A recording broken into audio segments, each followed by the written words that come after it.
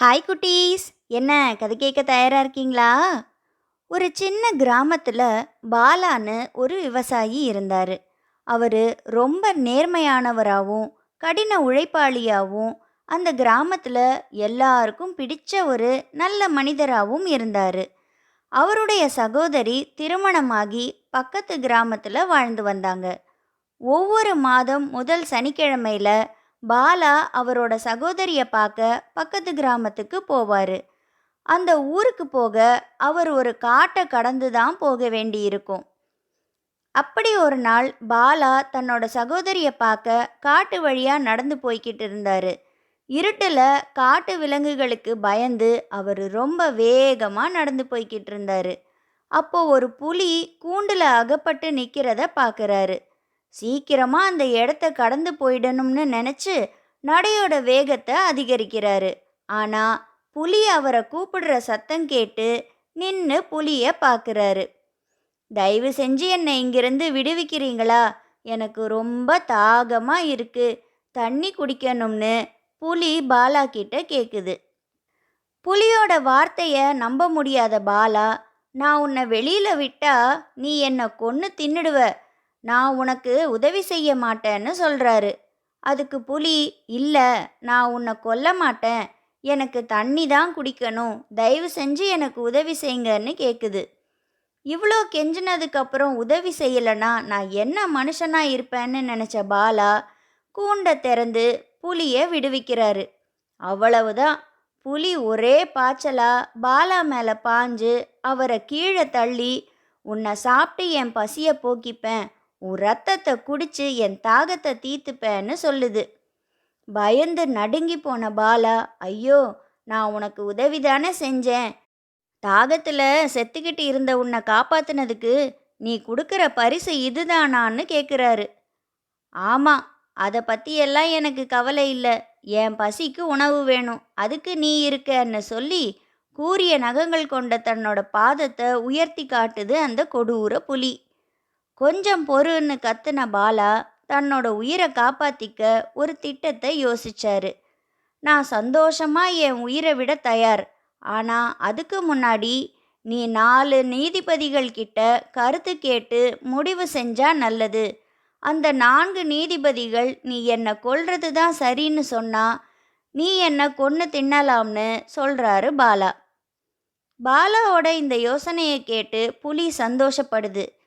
இந்த காடு முழுசும் விலங்குகள் தான் இருக்கு, மிருகங்களை வேட்டையாடுற இந்த மனுஷங்களை ஒரு விலங்குக்கும் பிடிக்க போறதில்ல, 4 நீதிபதிகளும் எனக்கு சாதகமாக தான் பேசுவாங்கன்னு கர்வத்தோட கிளம்புது புலி.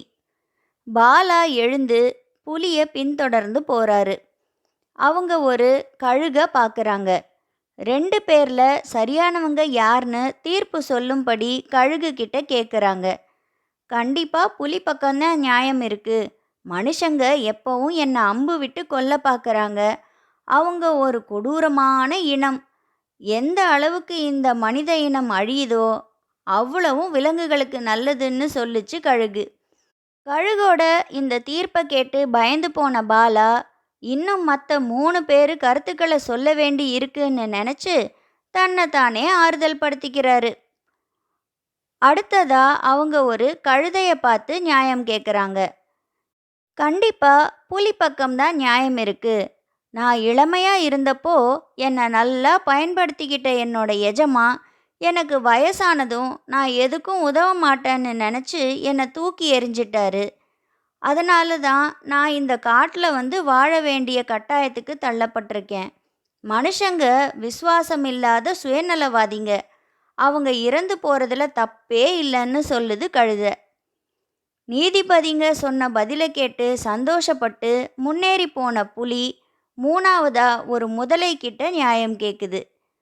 மனுஷங்க என்னை பார்த்த உடனே என்னை கொல்ல முயற்சி செய்வாங்க, அதனால நீ இவனை கொல்றதுல எனக்கு எந்த தப்பும் தெரியலன்னு சொல்லுது முதலை. பாலா மிகுந்த மன உளைச்சலுக்கு ஆளாகிறாரு. கடைசி விலங்காவது தனக்கு சாதகமாக நீதி சொல்லணும்னு மனசில் பிரார்த்தனை செஞ்சாலும் அவர் நம்பிக்கையை இழக்க தொடங்குறாரு. அவங்க சந்தித்த கடைசி நீதிபதி ஒரு குள்ளநரி. அவங்க அந்த குள்ள நரிக்கிட்ட யாரு சரி, புலியா பாலாவான்னு கேட்குறாங்க. என்னை மன்னிச்சிருங்க குழந்தைகளா, என்ன நடந்துச்சுன்னு எனக்கு சரியா புரியல. இன்னொரு வாட்டி என்ன நடந்துச்சுன்னு விளக்கமா சொல்லுங்கன்னு தலைய சொரிஞ்சுக்கிட்டே கேட்குது குள்ளநரி. நடந்த கதைய மறுபடியும் குள்ளநரிக்கு விளக்கமா சொல்லுது புலி. இரண்டாவது முறையா கதைய கேட்டும் தெளிவடையாத குள்ளநரி, இந்த ஆளு கூண்டுல இருந்தாரு, நீ காப்பாத்துன, அப்புறம் என்ன நடந்துச்சுன்னு கேட்டுது.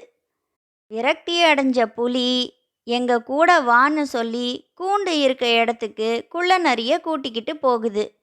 இந்த காட்டில் எவ்வளோ விலங்குகள் இருக்கும்போது ஏன்தான் இந்த குள்ளநரிய பார்த்தோம்னு புலம்பிக்கிட்டே போச்சு புலி.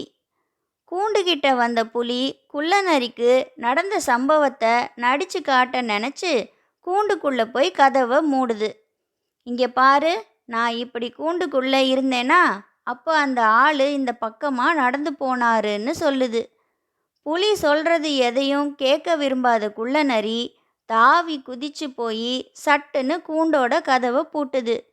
ஏ புலியே, நீ ஒரு நன்றி கெட்ட விலங்கு, நீ இந்த கூண்டுலையே அடைஞ்சுக்கெடன்னு குள்ளநரி புலிக்கிட்ட சொல்லுது.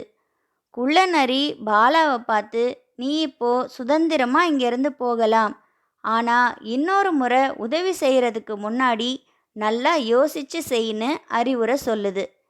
நானும் இங்கிருந்து சீக்கிரம் கிளம்பணும்னு சொல்லி அங்கேருந்து கிளம்புது. புலிகிட்ட இருந்து உயிர் தப்பிச்ச பாலா சந்தோஷமா அவரோட சகோதரியை சந்திக்க போறாரு. பசி கொண்ட புலியோட கோவமான அலறல் சத்தம் மட்டும் கேட்டுக்கிட்டே இருக்கு. என்ன குட்டீஸ், இந்த கதை உங்களுக்கு பிடிச்சிருந்ததா? இந்த வீடியோவை லைக் பண்ணுங்க, உங்கள் ஃப்ரெண்ட்ஸோட ஷேர் பண்ணுங்க.